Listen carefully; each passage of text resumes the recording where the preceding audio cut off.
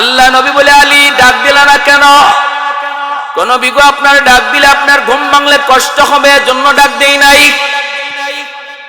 দিনের নবী, মায়ার নবী তখন হাত বাড়ায় দিলেন, ও আসমানের মালিক, ও সূর্যের মালিক, তোমার কোথায় সূর্য উঠে, তোমার কোথায় সূর্য ডুবে, কার কোথায় উঠে কার কোথায় ডুবে?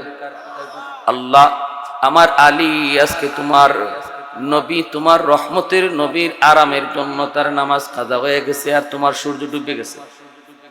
আল্লাহ, তুমি সূর্য আবার আকাশে উঠায় দাও, যেন আমার আলী অক্ত মতো নামাজ পড়তে পারে। আমার নবী, মায়ার নবী হাত উঠে আল্লাহর কাছে দোয়া করতে দেরি, আল্লাহ ডুবন্ত সূর্য আবার আকাশে উঠায় দিতে দেরি করেন নাই।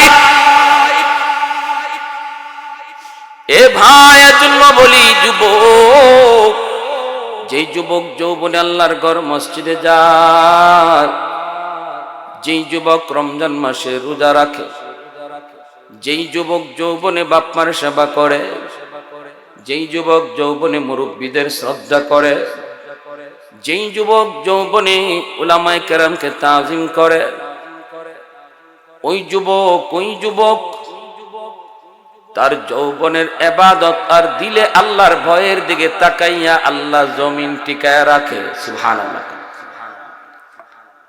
লাউলা মাশাইখ রুক্কা ওয়াশ-শাবাব খুশশা ওয়াল আতফাল রুদ্দা ওয়াল আনআম রুদ্দা লাজআলতু আস-সামাআ হাদিদা ওয়াল আরদা খাফসাফা ওয়াত তুরাবা রামাদা ওয়ামা আনজালতু মিনাস সামাই কাতরা ওয়ামা আনবাততু মিনাল আরদি নাবাতা বাল আনজালতু আলাইকুমুল আযাবা সাব্বা।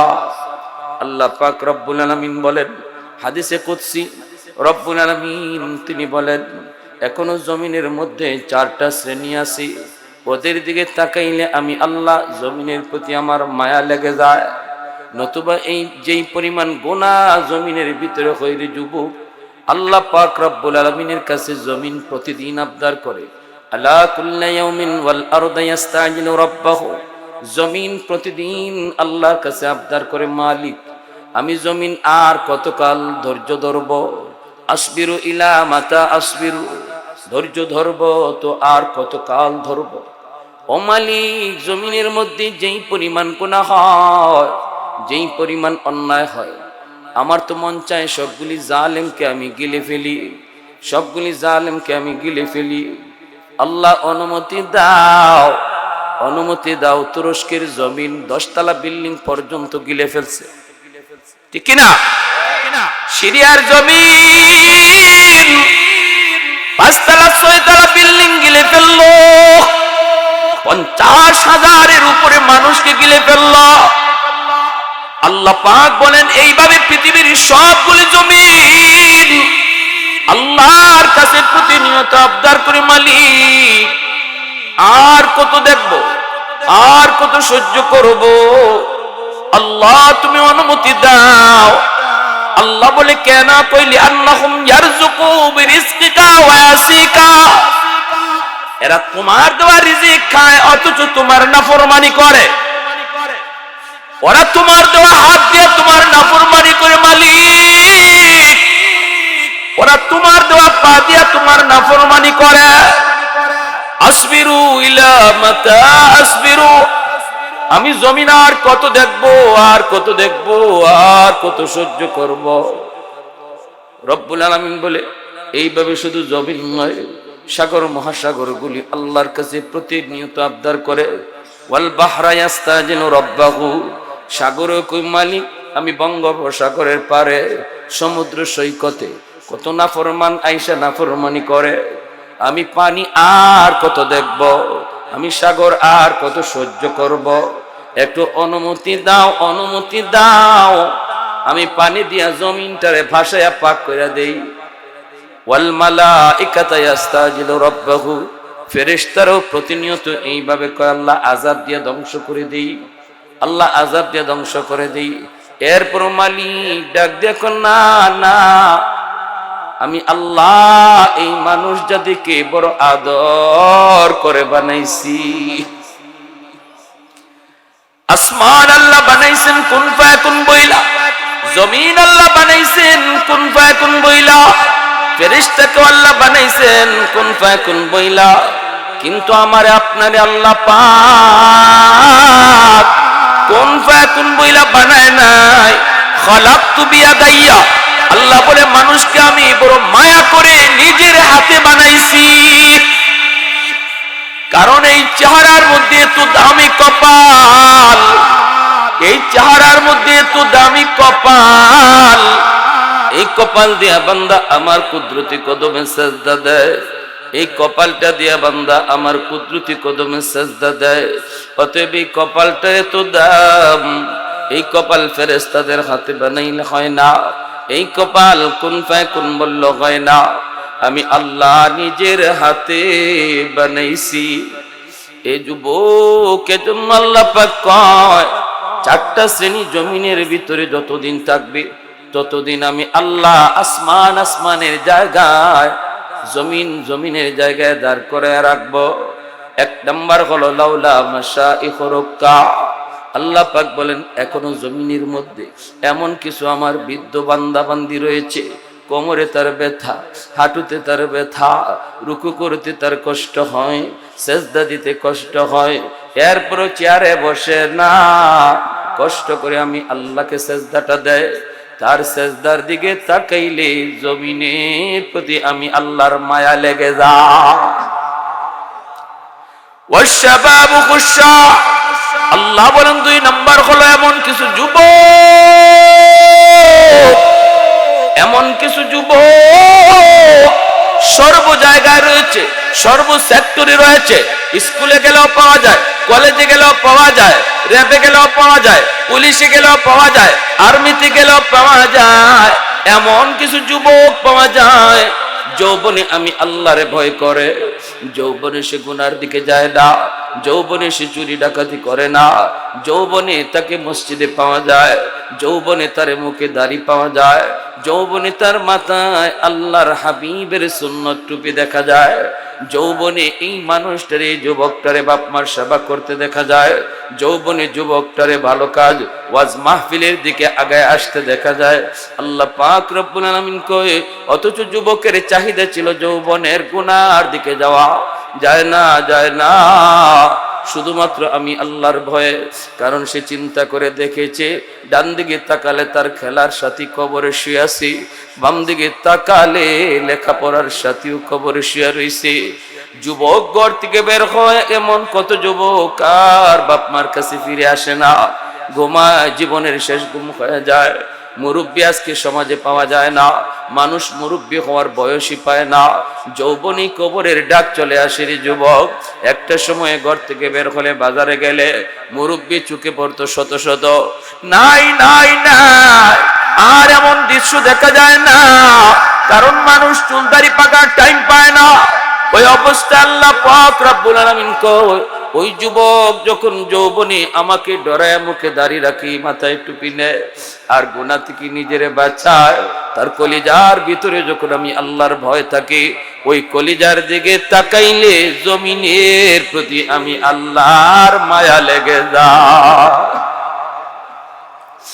ভাইরে, এজন্য আল্লাহ পাক রব্বুল আলামিন কয় ইন্না রহমাতি সাবাকাত আলা গযাবি, গজব আসতে চায় কিন্তু আমার রহমত গজবের আগে চলে যায়। 3 নম্বরে আল্লাহ পাক বলেন ওয়াল আনআমুরুত্তা, জমিনের ভিতরে কিছু পশু পাখি আছে, এই পশু পাখিগুলোর উপরে শরীয়তের কোনো বিধান নাই, এদের উপরে শরীয়তের কোনো বিধিবিধান নাই। গরু ছাগলের উপরে নামাজ নাই, রোজা নাই, গরু ছাগলের উপরে কোনো ধরনের হালাল হারামের বিধিবিধান নাই, পর্দা ফুশিদার কোনো আদেশ নিষেধ নাই। এই গরু ছাগলগুলির কোনো অন্যায় নাই, কোনো অপরাধ নাই, পশু পাখিগুলির কোনো অন্যায় নাই, অপরাধ নাই। যদি জমিনে আযাব গজব নেমে আসে গুনাহগার মানুষগুলির কারণে, এই পশু পাখিগুলি তারাও আযাবে শামিল হয়ে যায়, অথচ এদের কোনো দোষ নেই, এদের কোনো অন্যায় নেই। ওই পশু পাখির গুলে তাকাইলে জমিনের প্রতি আমি আল্লাহর মায়া লেগে যায়। গুনাহগার গুনাহগারের গুনার কারণে জমিনে গজব আসতে চায়। গুনাহগারের গুনার কারণে আসমানি জমিনে গজব আসতে চায়। গুনার চাহিদা হলো গজব, গুনার চাহিদা হলো আযাব। কিন্তু আল্লাহ পাক তিনি বলেন জমিনে ওই তিন দল আছে বিদায় আমি জমিন টিকায় রাখছি। জোরে বলি সুবহানাল্লাহ। আরেকটা দলের কথা আল্লাহ বলেন ওয়াল আতফালু রুদ্দা, প্রতিটা ঘরে ঘরে কিছু শিশু বাচ্চা আছে রে যুবক, এই বাচ্চাগুলির উপরে কোনো শরীয়তের বিধিবিধান নাই। আমার বাচ্চাটা কোনো গুনাহ নাই, তার কোনো গুনাহ নাই, তার উপরে নামাজ নাই, রোজা নাই, বাচ্চাটা নিষ্পাপ মাসুম। এই বাচ্চার বাপের কারণে গুনাহ আসতে চায়, মায়ের গুনার কারণে গুনাহ আসতে চায়, কিন্তু বাচ্চাটার কোনো গুনাহ নাই। যদি আযাব আসে বাচ্চাটাও আযাবে শামিল হয়ে যায়। আল্লাহ পাক বলেন এই বাচ্চার ঠোঁট ভাঙ্গা কান্না দেখলে আমি আল্লাহ জমিনের প্রতি আমার মায়া লেগে যায়। এজন্য ঘরের বাচ্চাগুলির ধমক দিয়েন না, মারামারি করবেন না, গালাগালি করবেন না। আমি মনে রাখবেন বাচ্চাগুলির খাতিরে আল্লাহ তোমারে আমারে খাওয়াইতেছে। জোরে বলি সুবহানাল্লাহ। এই বাচ্চাটার উসিলায় আল্লাহ তোমাকে আমাকে খাওয়াইতেছে, বাচ্চাটার উসিলায় তোমাকে আমাকে আল্লাহ বাঁচায় রাখছি। এজন্য বলতেছি আল্লাহ পাক রব্বুল আলামিন তিনি বলেন রে জমিন থাম থাম, আমার আর আমার বান্দার ভিতরে কোনো নাক গলাবি না। যতদিন পর্যন্ত জমিনে চার দল থাকবে আমি জমিন টিকায় রাখবো। আমি দেখতেছি এই জমিনে কেমন অন্যায় হয়, কেমন অত্যাচার হয়, কেমন জুলুম হয়। আমি দেখতেছি এই জমিনের ভিতরে কেমন অপরাধ হয়। এরপরও এই চার শ্রেণীর কারণে আমি জমিন টিকায় রাখছি। সুবহানাল্লাহ। কখন জানি আমার গুনাহগার বান্দা আমি আল্লাহর কথা ইয়াদ করে চোখের পানি ঝরায়। রাতে তওবা করবে, রাতে কবুল করব, দিনে তওবা করবে, দিনে কবুল করব। তওবা করার জন্য রাত দিনের কোনো টাইম লাগে না, তওবা করার জন্য টাকা পয়সা খরচ করা লাগে না, তওবার জন্য ইমাম সাহেবের হাত ধরতে হয় না, তওবার জন্য চেয়ারম্যানের কাছে গিয়ে মাপ চাইতে হয় না, তওবার জন্য আওয়াজ দিয়া মুখ দিয়াও বলতে হয় না। দিলে দিলে অনুতপ্ত হয়ে যদি এই মুহূর্তে আমি আপনি বলি মালিক যা করেছি ভুল করেছি আর করবো না, আমার কথাটা কেউ শুনলো না, দিলের কথা শুনলেন আমার আল্লাহ, মুহূর্তের ভিতরে আল্লাহ পাক গুনাহগারের খাতা থেকে নাম কাইটা ওলির খাতায় নাম উঠায় দেয়। আত-তাইবু মিনাদ যামবি কামান লা যামবা লাহ। এজন্যই মায়ার নবী বলে তওবাকারীর তওবা আল্লাহ এমন ভাবে কবুল করে যেন আমলনামায় কোনো গুনাহই নাই।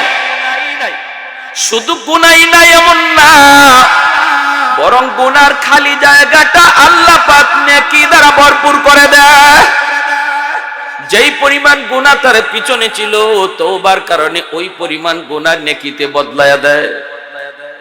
গুনাহ যদি পাহাড় পরিমাণ হয় পাহাড় পরিমাণ নেকি হয়ে যায়, গুনাহ যদি সাগর পরিমাণ হয় সাগর পরিমাণ নেকি হয়ে যায়।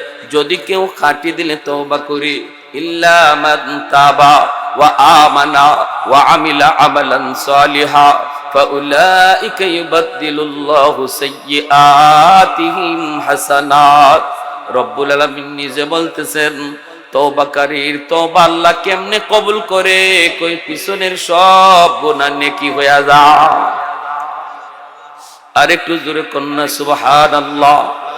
আহাদুন লাইসা কামিসলি সামাদুন লাইসা কাফাদলি লিমানিল মুলকু তুগু ইতু সাজাওয়ার খুদাই তো খুদা ওয়ান্দায়াবি নি তো খুদা ওয়ান্দায়াসারি তো খুদা ওয়ান্দ জমিনি তো খুদা ওয়ান্দ সামাই তু রহিমি তু করিমি তু সামিঈ তু বসিরি তু মুইদ্দি তু মুদিল্লি তু মালিকিল আরশি বজাই বরি আজ খুরদন ও খুফতন বরি আজ তোহমতে মরদন বরি আজ বিম উমিদি বরি আজ রঞ্জ বালাই।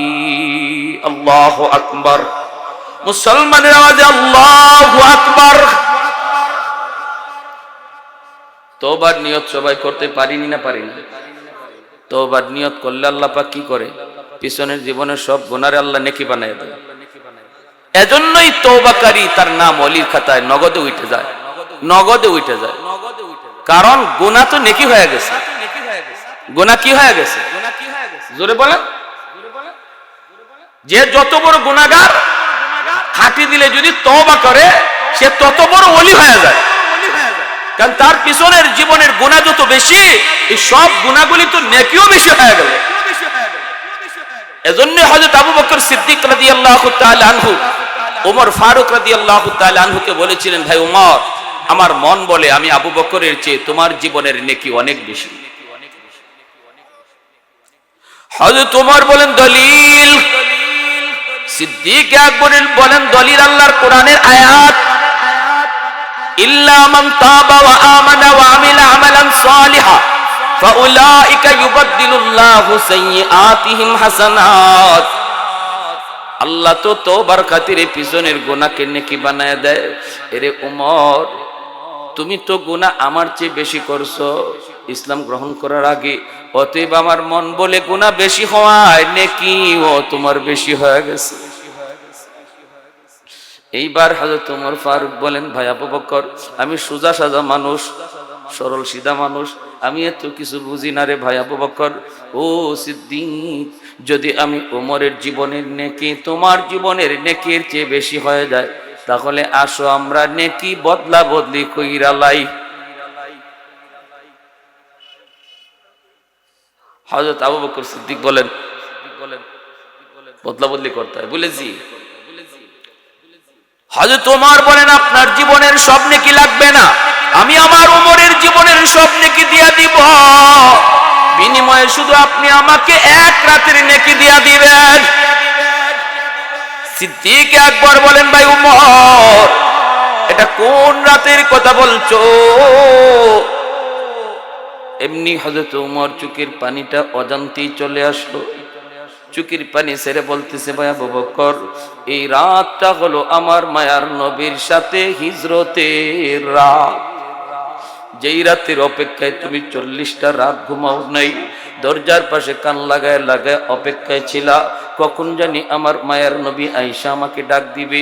এই অপেক্ষায় 40টা রাত তুমি ঘুমাও নাই। অবশেষে আমার নবী আয়েশা তোমাকে ডাক দিলেন। তারপরে মায়ার নবীকে নিয়ে তুমি রওনা দিয়ে দিলা। যাইতেছো যাইতেছো, গারে সুরে তোমরা আত্মগোপন করেছো 3 দিন। কিন্তু এই গার তো গার না, এটা তো বিশাল বড় পাহাড়ের উপর। ওই পাহাড়ের উপরে যখন মায়ার নবীকে নিয়ে তুমি উঠছো, ও ভাই আবু বকর, আমার মায়ার নবীরে তুমি পাহাড় বাইতে দাও নাই। তুমি ওই পাহাড়ের গোড়ায় যায় কইছো, নবী গো, আপনি আমার কাঁধে উঠেন। মায়ার নবীরে নিজের কান্দে লইয়া পাহাড় বাইয়া বাইয়া তুমি গর্তে পৌঁছ। সেই গুহার কিনারায় যাইয়াও তুমি নবীকে আগে ঢুকতে দাও নাই। ওখানে যাইও তুমি বলছো, নবী গো আপনি একটু দাঁড়ান, আমি গুহার ভিতরে ঢুকি আগে, গুহাটা নিরাপদ কিনা একটু দেখে আসি গো মায়ের নবী। যদি গুহাটা নিরাপদ না থাকে, কোনো হিংস্র জীব জানোয়ার থাকে, আমি আবু বকরের ক্ষতি হয়ে যাক, আমি আবু বকরের জান গেলেও উম্মতের এত ক্ষতি হবে না। আপনার যদি কোনো ক্ষতি হয়, উম্মত সেটা পূরণ করতে পারবে না। ওগো মায়ার নবী, আপনি একটু গুহার কিনারায় দাঁড়ান। ওই দিন আমার নবীরে তুমি গুহার কিনারায় দাঁড় করাইয়া নিজে যে গুহার ভিতরে ঢুকছ, ঢুইকা নিজের পাগড়ি চিরা যতগুলি গর্তের মুখ ছিল সবগুলি গর্তের মুখ তুমি বন্ধ করে গুহাকে নিরাপদ বানাইছ। একটা গর্তের মুখ বন্ধ করার কাপড় ছিল না, নিজের পা দিয়ে তুমি ঢাইকা রাখছো। এই গর্তে যদি সাপ থাকে, আমি আবু বকরের পায়ে কামড় দেখ, তবু আমার মায়ার নবীর যেন ক্ষতি না করে। এরপরে আমার মায়ার নবীর গুহার ভিতরে ঢুকাইয়া তোমার ঘুমের প্রয়োজন বেশি ছিল রে ভাই, 40টা রাত তুমি ঘুমাও নাই, ঘুমের প্রয়োজন ছিল তোমার বেশি, অথচ নিজে না ঘুমাইয়া আমার মায়ার নবীরে নিজের উরুতে তুমি ঘুম পাড়াইছ, আর পা দিয়ে ওই গর্তের মুখটা ঢাইকা রাখছ। নবী তোমার উরুতে নিশ্চিন্তে ঘুমাইতেছেন, ওই গর্তের ভিতরে ছিল বিষাক্ত সাপ, কামড় দিল, বিষের যন্ত্রণায় তুমি অস্থির, কিন্তু বডি নাড়াচড়া করো না, কারণ বডি নাড়াইলে আমার মায়ার নবীর ঘুম ভেঙ্গে যাবে। আমার মায়ার নবী তোমার উরুতে ঘুমাইতেছেন, এতটুকু আরামের চিন্তা তুমি করেছো, চোখের পানির এক ফোঁটা পানি আমার মায়ার নবীর গালে পড়ল, এতে নবীর ঘুম ভেঙ্গে গেল। মায়ার নবী ওইটা পবিত্র মুখের লব লাগাইয়া বিষাক্ত সাপের বিষ পানি করে দিলেন। আমার আল্লাহ, ও ভাই আবু বকর, আমি উমরকে তোমার জীবনের নেকি লাগবে না, শুধু ওই একটা রাতের নেকি আমারে দিয়া দাও, আমি উমর তোমার জীবনের নেকি দিয়া দিব।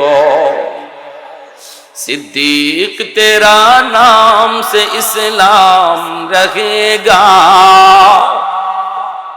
सिद्दीक तेरा नाम से इस्लाम रहेगा, दुनिया की सदाकत में तेरा नाम रहेगा, दुनिया की सदाकत में तेरा नाम रहेगा, फारूक तेरा नाम से इस्लाम रहेगा, दुनिया की अदालत में तेरा नाम रहेगा, दुनिया की अदालत में तेरा नाम रहेगा, उस्मान तेरा नाम से इस्लाम रहेगा, दुनिया की सखावत में तेरा नाम रहेगा, हैदर तेरा नाम से इस्लाम रहेगा, दुनिया की शजाअत में तेरा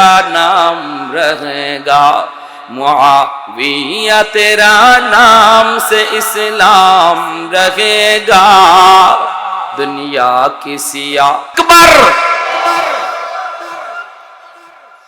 এমনি আবু বকর সিদ্দিক বলতেছে, ভাই ওমর, মায়ার নবীর ঘুম পাড়াইছেন, কষ্ট হইতেছে, এরপরও নড়াচড়া করেন না, এর নাম হলো আশিক রাসূল, ঠিক না? হ্যাঁ হ্যাঁ। হযরত আলীও তাবুক যুদ্ধ থেকে ফেরার পথে আল্লাহর নবীকে বিশ্রামের জায়গায় ঘুম পাড়াইছিলেন নিজের উরুতে। রদ্দে শামস নামক কিতাবের মধ্যে লিখেন, উরুতে ঘুম পাড়াইছেন। আসরের নামাজ হযরত আলী পড়েন নাই, মনে করছেন নবীজি একটু পরে ঘুম থেকে উঠে যাবেন, তখন নামাজ পড়ব না, কিন্তু নবীর ঘুম যে লাগছে আর ঘুম ভাঙ্গে না। হযরত আলী বারবার তাকাইতেছেন সূর্যের দিকে, সূর্য লাল হয়ে গেছে, ডুবে যাইতেছে, আসরের নামাজ তো কাজা হয়ে যাইতেছে। এইবার হযরত আলী নিজের মন রে জিজ্ঞাসা, আলী বল, নামাজ কাজা করবি না নবীর ঘুম ভাঙ্গাবি? আলীর মন কয়, নামাজ কাজা হয়ে যায় যা, তবু রহমতের নবীর ঘুম ভাঙ্গানো যাবে না। সুবহান সুবহান। সূর্য ডুবে গেল, আল্লাহ নবীর ঘুম ভাঙলা। নবীর চেহারার দিকে তাকায় বলেন, আলী বড় পেরেশান পেরেশান লাগতেছে, নামাজ যদি কোনো কারণে এক ওয়াক্ত কাজা হয়ে যায়, মুমিনের আলামত হলো তার চেহারার মধ্যে পেরেশানি থাকবে। কথা ঠিক কিনা? জোরে এখন না গেলে মাতুন কে, চেহারার মধ্যে পেরেশানি থাকবে। আর আমি একটা গুনাহ করে ফেলাইছি, গুনাহ করার কারণে কোনো পেরেশানি নাই অন্তরে, গুনার পরেও কোনো পেরেশানি নাই, বোঝা গেল ঈমান একবারে দুর্বল, নাই বলতে নাই। যার ঈমান আছে মজবুত, হইতে পারে কোনো গুনাহ ইচ্ছায় অনিচ্ছায় হয়ে যাইতে পারে, সাথে সাথে তার একটা পেরেশানি শুরু হবে, এটা হলো মজবুত ঈমানের আলামত, মজবুত ঈমানের আলামত। হযরত আলী রাদিয়াল্লাহু তাআলা আনহু চেহারার ভিতরে পেরেশানি। মায়ার নবী বলতেছেন, আলী ঘটনা কি? বলি, ইয়া রাসূলুল্লাহ, আসরের নামাজ পড়তে পারি না। আল্লাহ নবী বলে, আলী ডাক দিলা না কেন? কোন বিগো আপনার ডাক দিলে আপনার ঘুম ভাঙলে কষ্ট হবে, জন্য ডাক দেই নাই।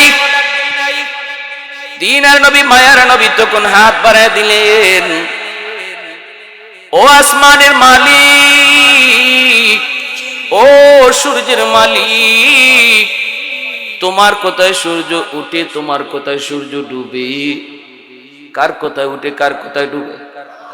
আল্লাহ, আমার আলী আজকে তোমার নবী, তোমার রহমতের নবীর আরামের জন্য তার নামাজ কাজা হয়ে গেছে, আর তোমার সূর্য ডুবে গেছে। আল্লাহ, তুমি সূর্য আবার আকাশে উঠায় দাও, যেন আমার আলী অক্ত মতো নামাজ পড়তে পারে। আমার নবী, মায়ার নবী হাত উঠে আল্লাহর কাছে দোয়া করতে দেরি, আল্লাহ ডুবন্ত সূর্য আবার আকাশে উঠায় দিতে দেরি করেন নাই। এ ভাই, এজন্য বলি যুবক, কেমনে তুমি আমার মায়ের নবীর কষ্ট দিতেছ? সাহাবায়ে কেরাম নবীর আরামের কতটা চিন্তা করছেন, আর আজকে তুমি পদে পদে নবীর কষ্ট দিচ্ছ। তোমার সুরত দেখলে নবীর উম্মত বোঝা যায় না। কিছুদিন আগে গেছে খেলা আর্জেন্টিনা ব্রাজিল, এমনও কিছু যুবক দেখা যায়, দেখলে বোঝা যায় মেসির উম্মত। কেউরে দেখলে বোঝা গেছে নেইমারের উম্মত, কারণ চুলের কাটিং আর দাড়ির নমুনা। কিরে, এটা কেয়ার কাটিং? কইরে নেইমার কাটিং। কও, তোমার এই আচরণের দ্বারা নবী রওজা শরীফে শুইয়া আনন্দ পাইতেছে না কষ্ট পাইতেছে? উম্মতের হালত যখন নবীকে জানানো হয়, মায়ার নবী রওজা থেরে জিন্দা, নবীকে খবর দেওয়া হয়, ফেরেশতার মাধ্যমে নবী কষ্ট পাইতেছে। আমি দাঁত ভাঙ্গা সেই দিন, রক্ত ঝরানো সেই দিন আমার উম্মতের কাছে আমানত রেখে আসলাম, আর উম্মতের যুবকগুলি এইভাবে বুঝি আমার দিনকে নষ্ট করতেছে, খেয়ানত করতেছে। মায়ার নবী কত কষ্ট পাবেন, কত কষ্ট পাবেন। আজকে তুমি দাড়িতে খুল লাগাও, যেখানে আমার নবী বলছেন দাড়িতে খুল লাগানো আর নবীর কলিজায় খুল লাগানো সমান। এতটা কষ্ট তুমি দিচ্ছ প্রতিনিয়ত। বলো, ওই সকল সাহাবায়ে কেরামের সামনে কিয়ামতের ময়দানে কেমন করে মুখ দেখাবা, যারা বিষাক্ত সাপের বিষের যন্ত্রণা হজম করে ফেলাইছেন, তবুও বডি নাড়ান নাই, মায়ার নবীর কষ্ট হয়। বিষাক্ত সাপের বিষের যন্ত্রণা হজম করেছেন, এরপরও বডি নাড়ান না, আমার নবীর ঘুম ভাঙবে। সুবহানাল্লাহি ওয়া বিহামদিহি, সুবহানাল্লাহিল আযীম।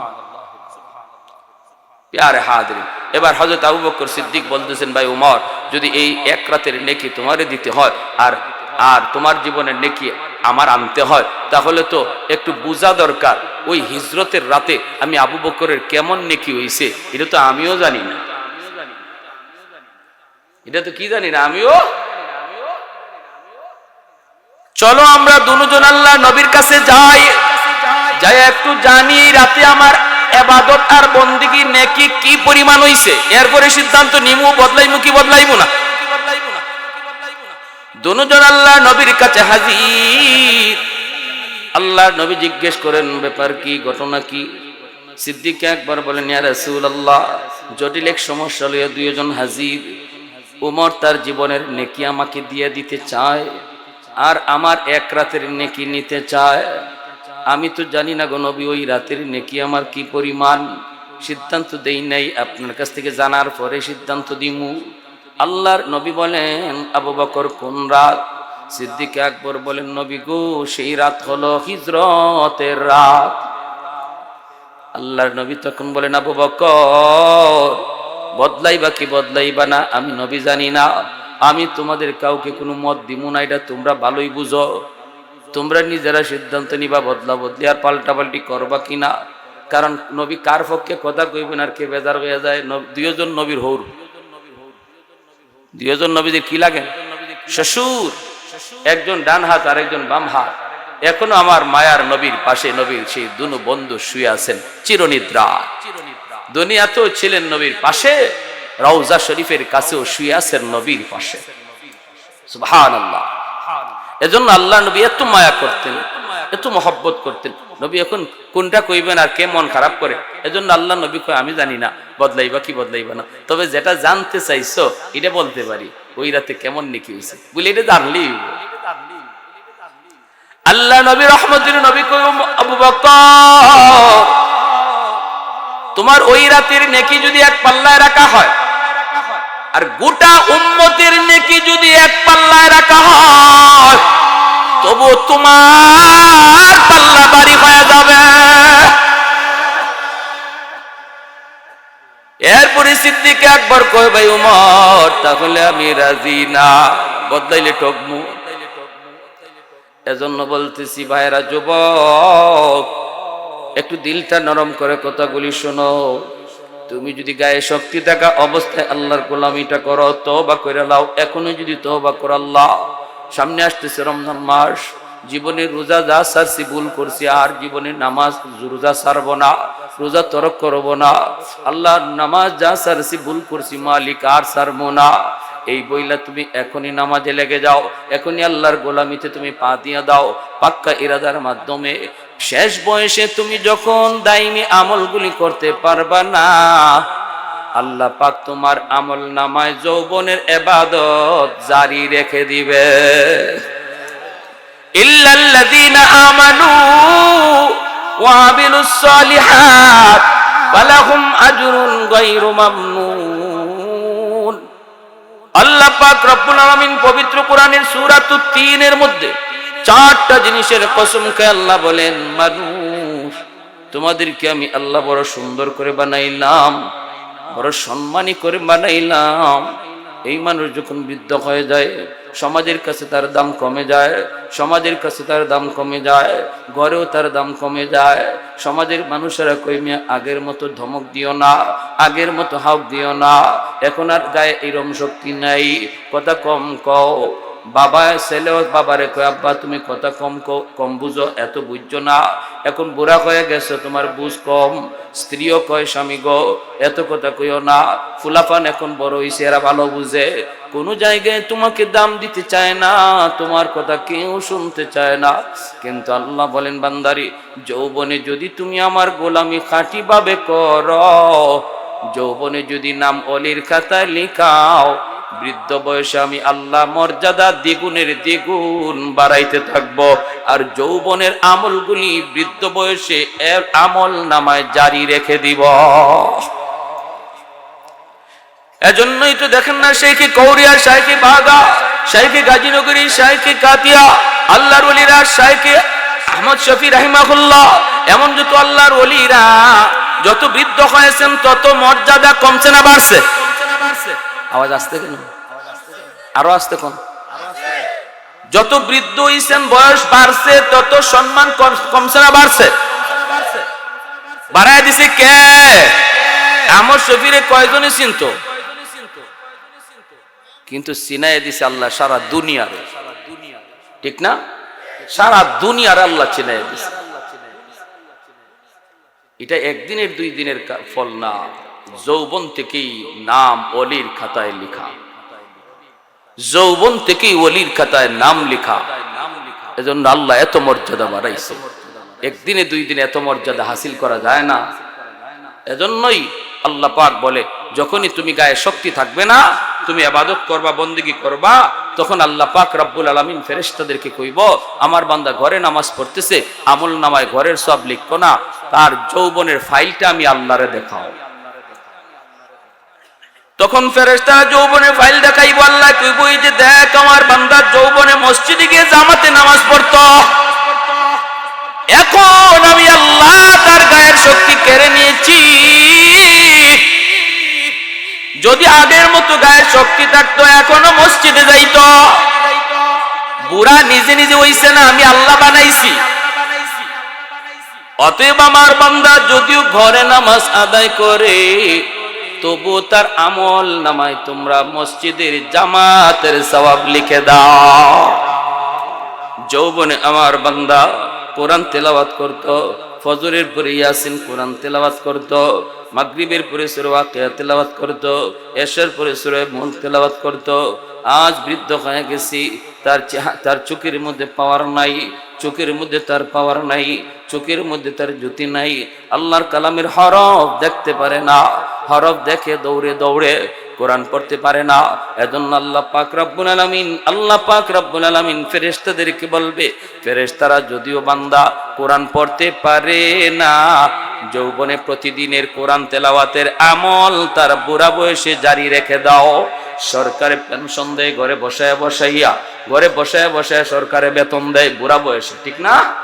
আল্লাহ সকল সরকারের সরকার, দুনিয়ার সরকার যদি তোমার ঘরে বসে বেতন দেয়, কারণ গায়ে শক্তি ছিল, এতদিন সরকারের ডিউটি তুমি পালন করেছ।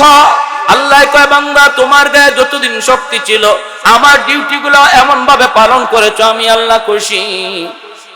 এখন তোমারে ঘরে বসাইয়া ইবাদতের পেনশন দিমু, ঘরে বসাইয়া ইবাদতের পেনশন দিমু। অতএব বলো দেখি, যৌবনে ইবাদতের দরকার আসেনি না নাই? আর একটু জোরে কোন আসেনি না নাই? মেহমান নিয়ে আসেন, দরকার আসেনি না নাই?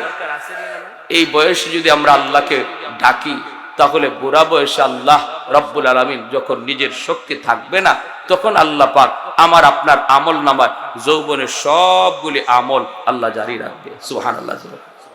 মারে বাবারে কষ্ট দিয়া, বাপ মারে কষ্ট দিয়া, না বাপ মার কথা মান্না, বাপ মার কথা মান্না, বাপ মার কথা মতো চইলা, মুরব্বীদের শ্রদ্ধা কইরা, ওলামায়ে কেরামকে তাজিম কইরা। ফিতনার জমানা চলছে রে ভাই যুবক, এই জমানায় একা একা চলবা না। একা একা চললে ইমান হেফাজত রাখা যাবে না, কারণ ডাকাত, ইমানের ডাকাত ছদ্মবেশে আমাদের ভিতরে ঢুকছে। তুমি চিনবা না এ ডাকাত না বন্ধু, চিনবে উলামায়ে কেরাম, কারণ উলামায়ে কেরামের হাতে রাডার আছে, রাডার, কোরআন হাদিসের রাডার। বিশেষ করে উলামায়ে দেওবন্দ, তাদের কাছে রাডার রয়েছে, তারা যে কোনো মুহূর্তে বুঝতে পারেন এ বন্ধু না দুশমন। উলামায়ে কেরামের সাথে থাকবা, দৌলতে ঈমান আল্লাহ হেফাজত করবে। এজন্য আল্লাহর নবী কয় আলাইকুম বিমুজালাসাতিল উলামা ওয়া ইস্তিমাই কালামিল হুকামা ফাইন্নাল্লাহ তাআলা ইউহয়িল কলবাল মাইয়িতা বিনূরিল হিকমা কামা ইউহয়িল আরদাল মাইতাতা বিওয়াবিলিল মাতার। রহমতের বৃষ্টি পাইলে যেমন শুকনা জমিনে প্রাণ ফিরে পায়, মানুষ যখন হক্কানি উলামায়ে কেরামের কাছে আসে, কথা শুনে, তাদের মুর্দা দিল আল্লাহ জিন্দা বানায় দেয়। উলামায়ে কেরামকে সর্বদা আমার জীবনের প্রতিটা কাজে উপদেষ্টা হিসেবে জানবো, আর বাপ মার কথা মানব। যৌবনে তওবার নিয়ত কইরা সামনের জীবনগুলো আল্লাহর বিধান ঠিক মতো মানব। রমজান মাস আর কতদিন আছে? আইছে না? কই আছে? আর এক মাস। পিছনে যদি এক দুইটা রোজা তুমি ইচ্ছা করে ভাঙ্গা থাকো, যুবক এখানে বৈশা, এই জায়গাতে বৈশা একটু খাটি দিলে নিয়ত করবা, আল্লাহ ভুল করেছি মালিক, ভুল করেছি, আর জীবনে কোনোদিন রোজা ভাঙবো। কার কার নিয়ত আছে হাত উঠে আল্লাহকে দেখা। আল্লাহ তুমি প্রতিটা হাতকে কবুল করো, জোরে কোন আমিন, আরো জোরে বলেন আমিন। ওয়া আখির দাওয়ানা আনিল হামদুলিল্লাহি রাব্বিল আলামিন। আলহামদুলিল্লাহ, আলহামদুলিল্লাহিল্লাযী হাদানা লিহাযা ওয়া মা কুন্না লিনাহতাদিয়া লাউলা আন হাদানাল্লাহ। লাকাদ জাআত রুসুলু রাব্বিনা বিল হক। রাব্বিরহামহুমা কামা